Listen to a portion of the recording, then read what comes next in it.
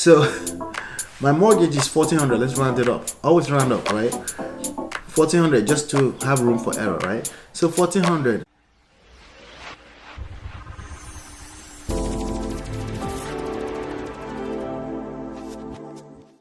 Hey, welcome to OLALawrence.com. My name is Ola. Hey, what's going on? It's been a minute.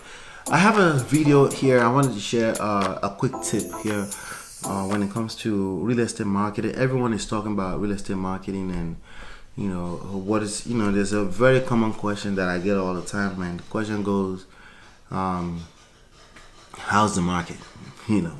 So people always go, how's the market, right? So I think it's an interesting question.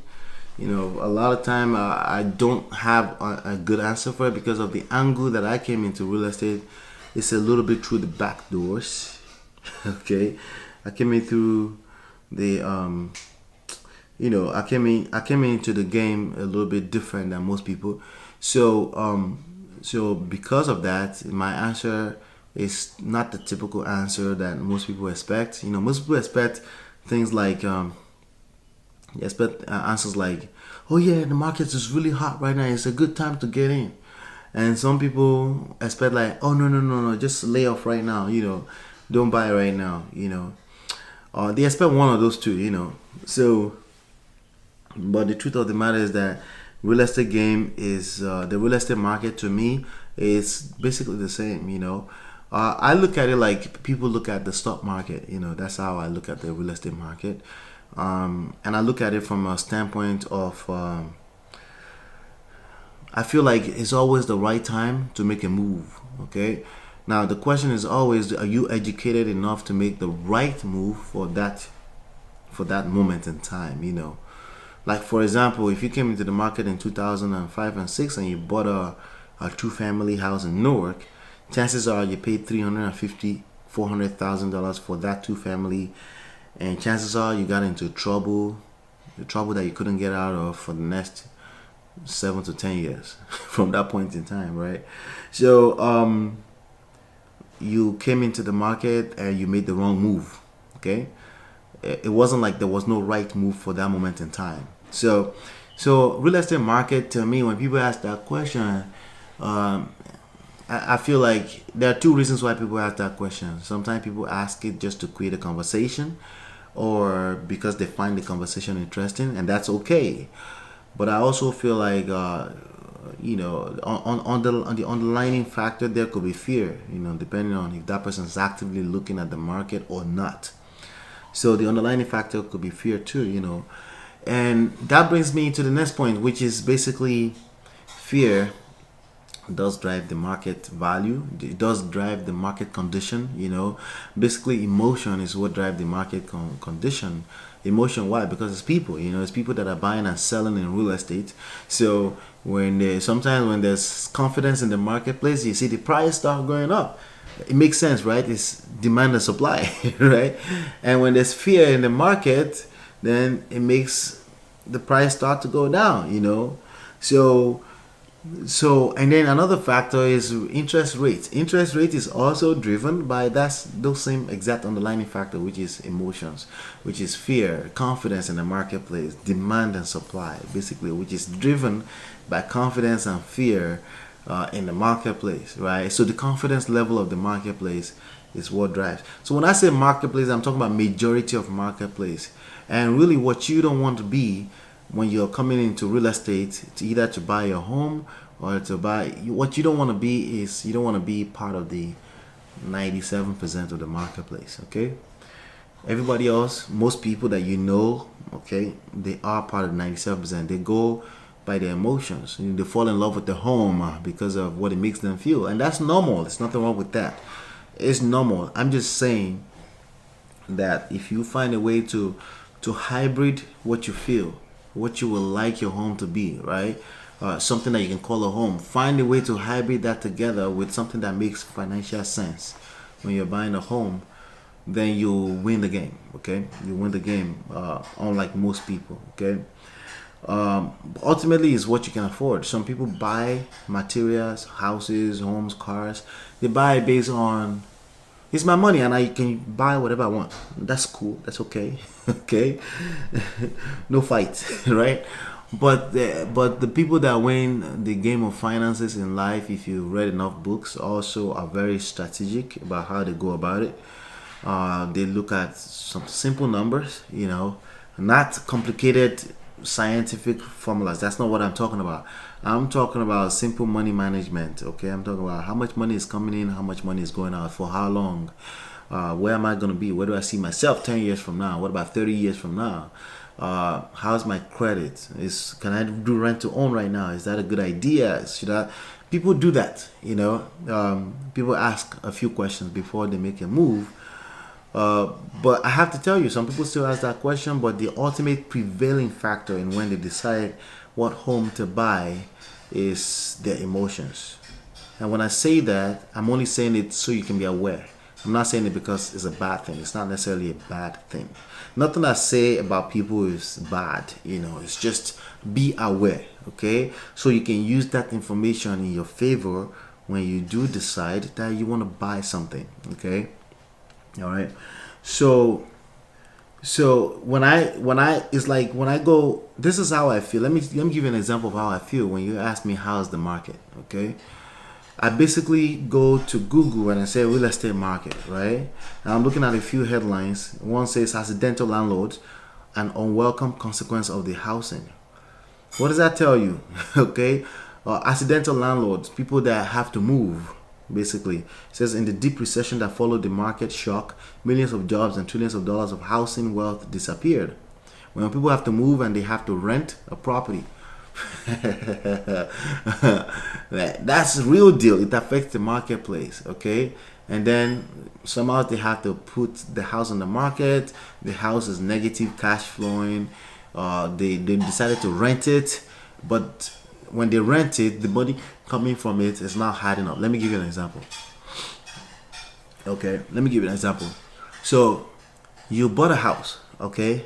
Actually, a friend of mine just went through that, right? But he's lucky because his company is going to help him get rid of the house. You bought a house in Arizona, right?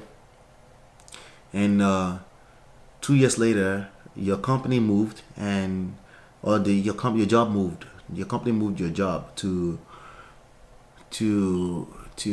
Florida, right? So you have to move, okay? But when you purchase the house at, let's say, for example, I'm gonna go do the math real quick. Sorry about that. There's a mortgage calculator on OLALawrence.com, by the way. So if you need a mortgage calculator, you can use that. Let's see here. All right. So let's say you purchase the property for $400,000, right? You put down a down payment of 3.5, right? So you paid $14,000. You put down $14,000, right? And at a rate of 5%, right? And a 30 years mortgage, right? And monthly payment, right? So your monthly payment, okay, on the mortgage is $1,378, okay? So let's say that your insurance is $1,200 per year, maybe not, plus minus, right? But let's just, for the sake of simplicity, it's $1,200. That's an extra $100. Let's say your taxes are $12,000 a year. That's extra $1,000 per month in expenses, okay? So you end up with $2,500, $2,500, okay, that you have to pay every month. Here's one of the mistakes that people make, okay? The mortgage by itself is $1,300, $1,378, right? With $400,000 loan, 5%, 30 years, down payment $14,000, which is 3.5 FHA loan, right?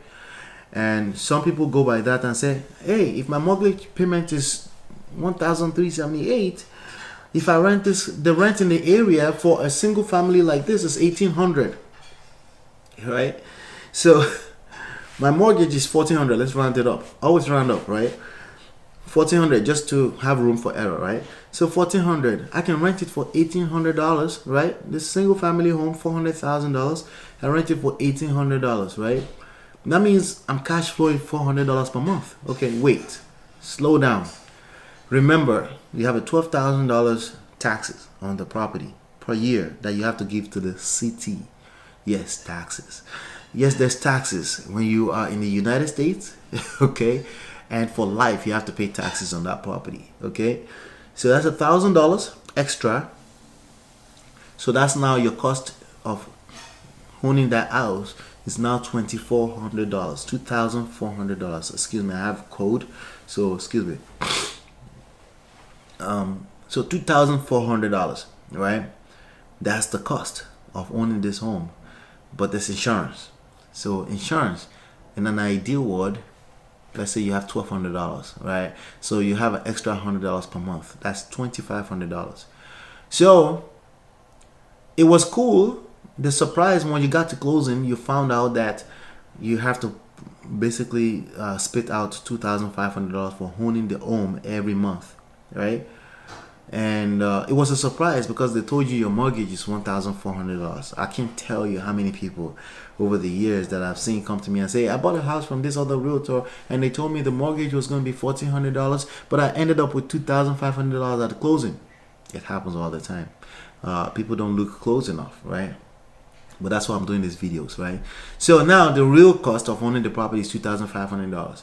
But you took the surprise on the chin. Ooh, I have to, I love the home. You're emotionally in love with the home already. You've been dreaming about your own home for the past.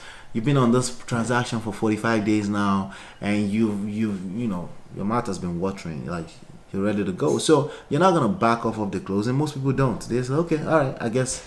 Some people are extremely angry if they're too particular. Some people are just saying, okay, I guess it's $2,500. At least I own my own house. And at least I'm paying down the mortgage and I'm building equity, which are real benefits. Okay, good. Now here's the problem. 2 years from now, they moved your job from Arizona to Florida, right? And now you're forced to rent the property. That's what they mean by accidental landlords. You're forced to rent the property because you already know that you cannot rent the property more than $1,800. You were excited about that, but the least you were expecting to happen is that your jobs will move, right? And now you're hit with that reality. You now have to rent the property at $1,800, right? So your mortgage is $2,500. So after, let's assume that you're in a perfect world and that property is always rented out, right? You're now paying $2,500, but your tenant is only paying $1,800. So now you have to come out of pocket extra $700 to pay for the mortgage. If you want to keep the mortgage current, you have to keep paying every month for the period of the mortgage, at least until you sell the house, if you decide to sell. But selling the house is not going to be that simple. You have to put it on the market and it has to take time. It has to be priced right. You have to stage the house so that it can sell to make it look good on the inside and things like that, if you have the right realtor to help you with that, right? And so that's what they mean by accidental landlord. You became a landlord accidentally, but now you have to come up with $700 out of your pocket. That's $700 in addition to the cost of living in Florida, because now maybe you're gonna go buy a house in Florida, maybe you're gonna go rent in Florida, but that's gonna be in addition to that. Now, awesome. Maybe you feel like, okay, let me just keep paying. I'm paying down the mortgage. Maybe I can refinance later. Maybe I can do some things later. But again, being a landlord is a full-time job. If nobody ever told you, it's a full-time job. It requires a lot of your resources, your time, which is the biggest resource that you have, which everyone have limited on, only 24 hours in a day, right? That's what they mean by accidental landlord, and it's affected the market. My goal here is so you don't get hit with surprises like this. You don't have to, okay? My idea of becoming your real estate professional and becoming your favorite real estate team here is that we also want to educate you on the upside and the downsides of not being involved with the right people. Okay, that's the whole idea of this. So this article, I haven't read it, but I think that's what they're talking about, right? But I'm going to read it now. I just saw the headline and it made sense that yes, a lot of people are getting into trouble like that. Because when people start having that and they start talking about this story and they share enough of this story, it becomes fear in the marketplace. So it declines the value of real estate. But when the value of real estate declines, you best believe that things like that don't last forever. It's probably, not always, probably a good time to come into the marketplace. No, it's actually always a good time to come to the marketplace and find a good deal that you can nail down, because the confidence is going to come back. It goes in cycles: fear, confidence, and the market is going to come back up again and possibly higher than it was before, because historically speaking, real estate continues to go up when you look at the long term. Okay, so as long as you position yourself to avoid short term calamity, catastrophic financial situations, then you'll be fine. Okay, so let me read this article and I'll call it a day. I think it's a good article. I think it's going to be a good article, and it was on marketwatch.com. It says, during the bubble years of the mid 2000s, Americans were encouraged, often inappropriately, to become homeowners. As prices spiraled unsustainably higher, buyers and lenders stretched even more to reach that goal. Then it all came crashing down. You remember that? 2008-9? Prices dropped about 40% nationwide. Lenders stopped lending and mortgage companies stopped answering the phone when distressed homeowners called. In the deep recession that followed, the market shook. Millions of jobs and trillions of dollars of housing wealth disappeared. America, the land of opportunity and mobility, was suddenly stagnant and uncooperative. In the midst of it all, many Americans made decisions and accommodations that they might never have considered otherwise. One small representation of that is what you might call the rise of the accidental landlord, quote unquote. All right? For some, that meant a mortgage from the market's peak became unaffordable. For others, it has meant being stuck on the property ladder, unable to climb. It's not clear if this financial crisis left more people in the position of owning a home and needing to unexpectedly rent it out than in past periods. But there are good reasons to think that the lack of dynamism in the economy. Now a decade passed. The 2007 to 2009 crisis has left a mark. MarketWatch collected the personal narratives of 4 such accidental landlords, all of them millennials, or on the cusp of that age group. It's a demographic often said to be allergic to ownership. In fact, our subjects believed in the so-called American dream of ownership, and then had to make painful decisions about how to navigate a system that have turned nightmarish. Some of them didn't find me, but many of them found me, and I was able to help them get rid of a very toxic situation. Okay. For one, the accident became a happy opportunity, but these are mostly stories of struggle. Their tales say a lot about the moment in time we've just lived through, and what could happen again. It harkens decidedly less to the wisest or most strategic ways to invest in real estate, no matter the economic cycle.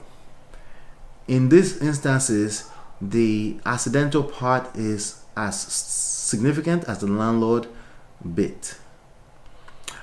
Allison Paoli and her husband bought a small home in Seattle in 2008 at the top of the market, and where, as Paoli describes it, rushed into a mortgage they could never have afforded. There you go. They brought one child home from the hospital to the 1,000 square foot home in 2011, but couldn't bear to keep expanding the family in such a small space, in what they deemed a not so kid friendly location.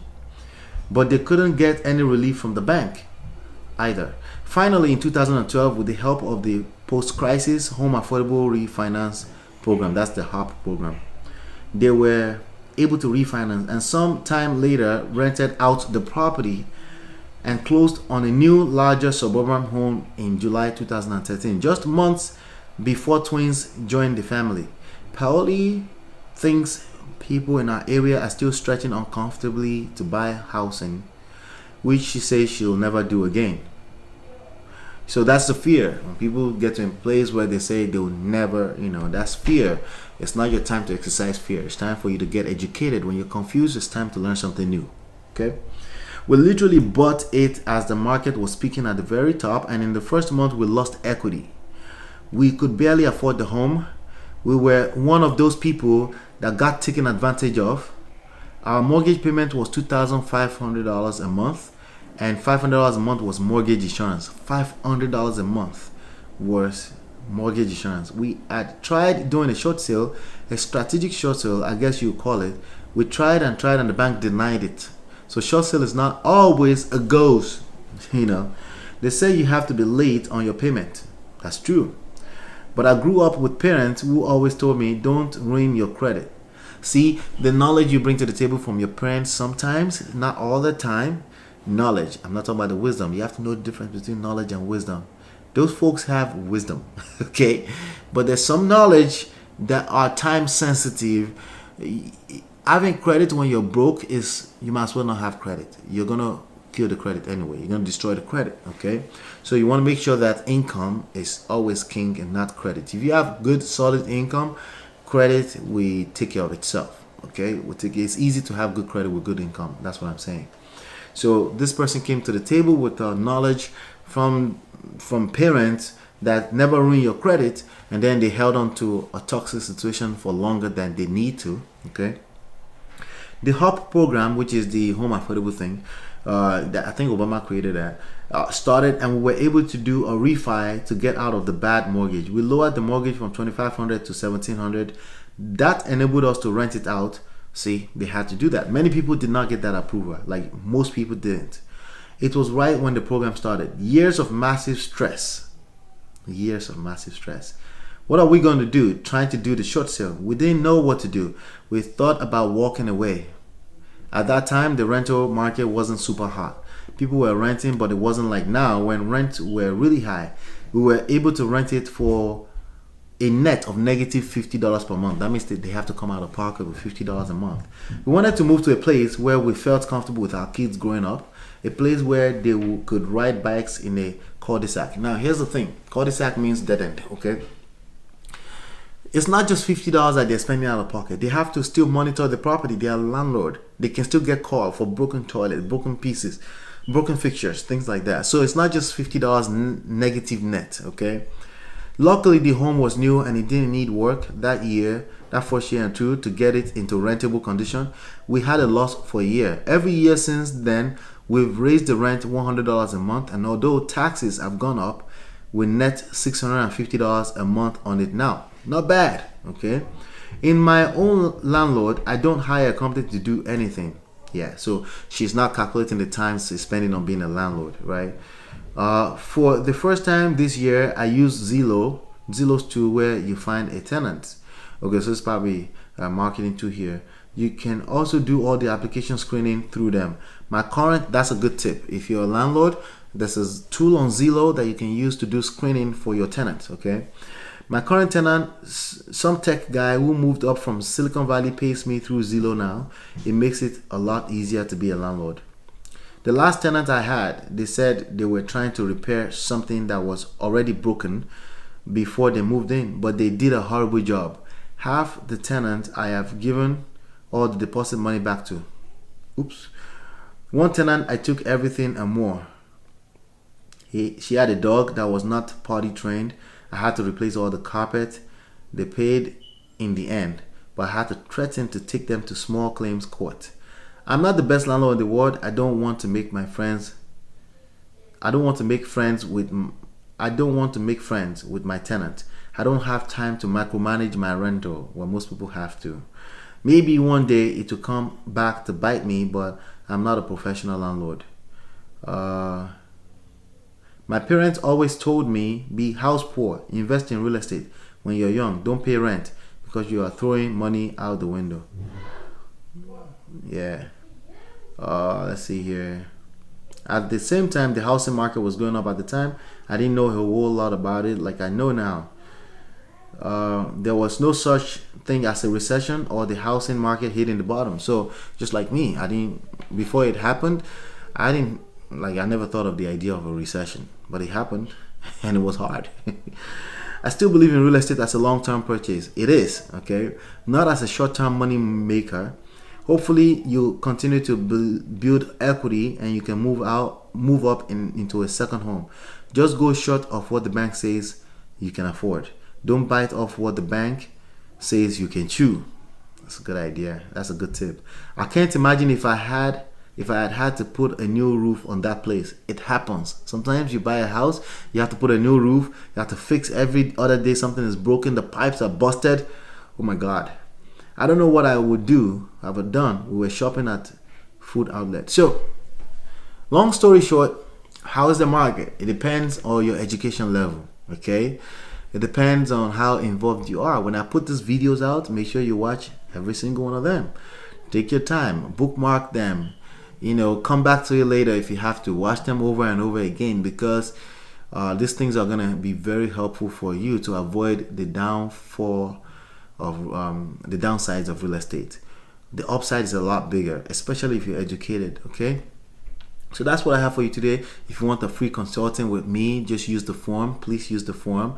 If you're seeing me on WhatsApp, you can also message me on WhatsApp. That's okay. And hopefully you've been enlightened and educated. If you want to use the form to give me more information about you, it helps me better when I'm doing the consulting with you. It's OLALawrence.com/go. OLALawrence.com/go. That's where you can find the form to fill out. Hopefully you've been enlightened and educated. Subscribe to this channel and click the bell right next to it to make sure that you're getting notification every time I release a new video. I'll see you on the next one, and peace.